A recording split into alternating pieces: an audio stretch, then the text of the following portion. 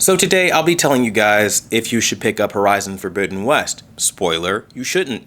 At least not until it goes on sale.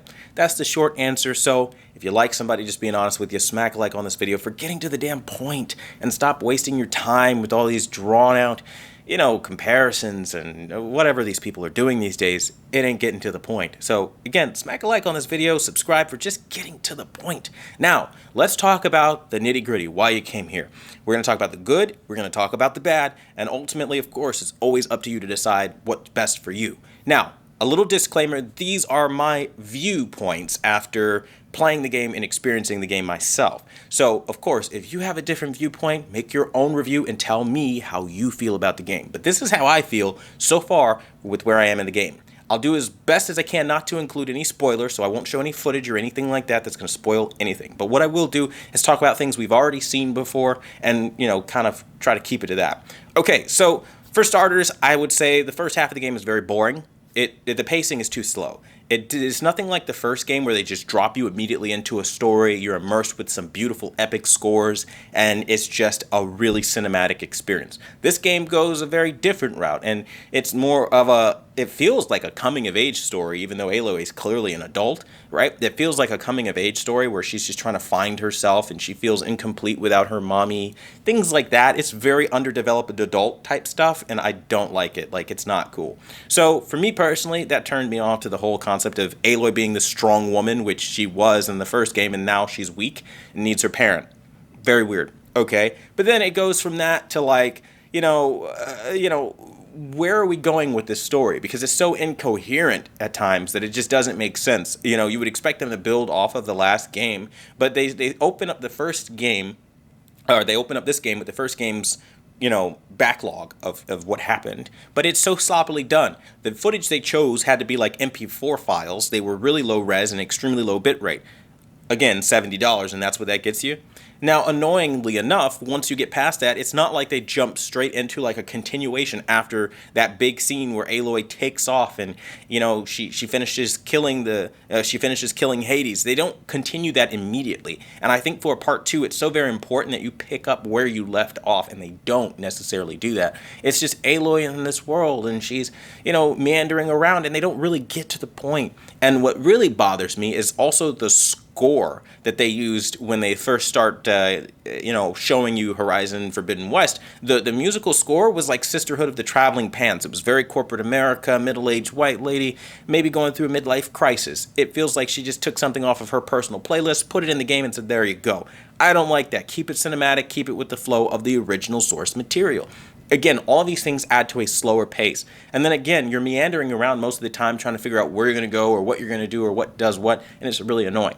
Then you get to the graphical glitches. The graphical glitches are really annoying. You've got trees that glow red when you start panning. You've got artifacts that pop up over Aloy's head, shimmering leaves and low textures that are so low, and the 60 FPS mode, it feels like you're playing a 1080p game. That's just the tip of the iceberg. Then, of course, in typical fashion with modern Sony and their social justice warriorism, they have a big black pandering push. Now, I don't know if you see my skin color. I'm clearly a black guy, and I have no hate for black people. I'm one, okay? But the problem is, I don't like when they're doing priority over equality because, before in the last game, you had an equal mix of everything, right? And it was real world stuff. It looked like the real world we live in as she goes to different regions and different places. This, in every single region and in every single cutscene, there's oddly multiple black people that have to be placed in that cutscene with more on-screen time than any other race, and it gets to the point where it's really uncomfortable, like extremely uncomfortable. Outside of like maybe Aloy's screen time, black people have the most screen time, and it wasn't like this in the last game. It was a mix of everybody's story and everybody's region and everybody's everything, and this is very clearly the Black Lives Matter push. I know what it is. Sony has been talking about doing this more in their games. They're doing it in upcoming titles, and you're going to keep seeing it. Miles Morales, for Christ's sake, has a Black Lives Matter mission. If you think I'm being too dramatic with this, okay? And Miles Morales is biracial, okay? So explain that one to me. I have a big problem with being pandered to. And that, for me, is where this whole thing, combined with the graphical issues, falls apart. And Horizon Forbidden West becomes just a lazy attempt to cash grab off of the last game, it feels like. They knew the last game was successful. They knew everybody wanted it. It hit so many record-breaking sales, and then they're just going to slop whatever together on this game, throw some nice graphics here and there, but ultimately the story's going to be really slower paced.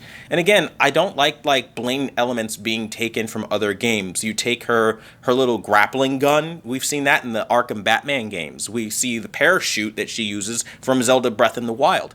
You know, like these kind of things kind of add up to being like kind of lazy. Like I wanted to see something really uniquely new. Like, wow, like I never saw that in any game ever. And that's a mechanic that is going to go down in like the Hall of Fame of video game history. Like for me, you know, like I didn't have that moment. And I'm still struggling with this game to find something outside of, you know, a slight bump over last year visually, because that's what it feels like in most of the game when you're running around and you're doing things, especially when you come out of cutscenes, and especially in the first half, it feels immediately like your graphical quality way plummets down.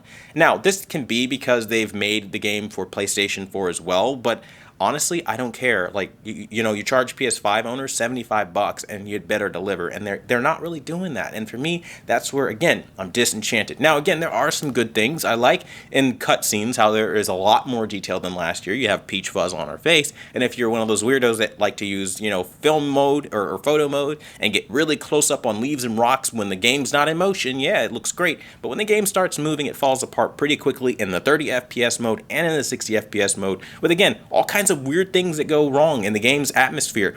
And I don't know, man. I feel like for $70, it should have been buttoned up better than this. And they delayed the game. Like, what am I missing kind of thing? Like, am I missing something here? This is a delayed game?